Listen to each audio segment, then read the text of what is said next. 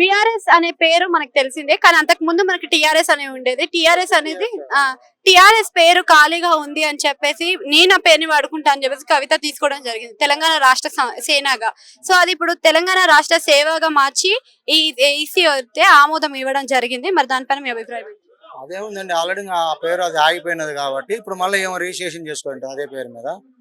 దాని మీద అప్పుడు ఆమె మళ్ళీ నడుపుకోవడానికి అది అంతే, ఆల్రెడీ పేరున్న పార్టీ కాబట్టి అప్పుడు ఆగిపోయిందని మళ్ళీ తెర మీద తీసుకొస్తున్నది. అంటే వాళ్ళదే కదా, వాళ్ళ నాన్న పెట్టిన పార్టీ కదా. అంటే ఈ విధంగా చేస్తే మరి ఆమెకి ఏమైనా ఓట్లు వచ్చే అవకాశం ఉందంటారా? సీట్లు వచ్చే అవకాశం పార్టీ కదా, కొంతమంది పల్లెటూరులు తెలియదు టీఆర్ఎస్ అంటే మందే కదా, నేషనల్ కూడా చాలా మంది ఉంటారు. మరి సీట్లు గెలుచుకుంటది అంటారా మరి కవిత?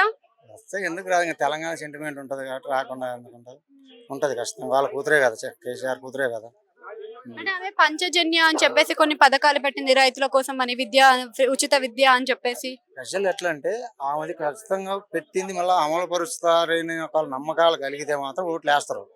నమ్మకం రాకపోతే మాత్రం వేయరు. ప్రజలు అంతే కదా కావచ్చు. కలిగించగలుగుతుంది అంటారా? అంటే ఇప్పుడు కొంతమంది ఇంకొక ట్రోల్స్ చేస్తున్నారు. ఆల్రెడీ చూశారు కదా, కాంగ్రెస్ పార్టీ చూశారు, బీఆర్ఎస్ పార్టీ చూశారు కాబట్టి కొత్త పార్టీని కూడా కొంతమంది మళ్ళా యాక్సెప్ట్ చేయడానికి కూడా అవకాశాలు చాలా మెండుగా ఉంటాయి.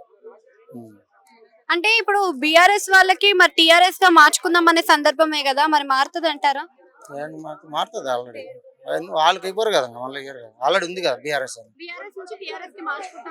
అట్లా మారుస్తారు. ఊరికి వాళ్ళు మారుస్తా ఉంటే ఒక టైటిల్ ఒకరికి ఇచ్చి మళ్ళీ వద్దని చెప్పి ఇంకో టైటిల్ ఓ పెళ్ళాన్ని వదిలేసి ఇంకో పెళ్ళాన్ని కావాలంటే అట్లా వదిలేసింది మళ్ళీ కావాలంటే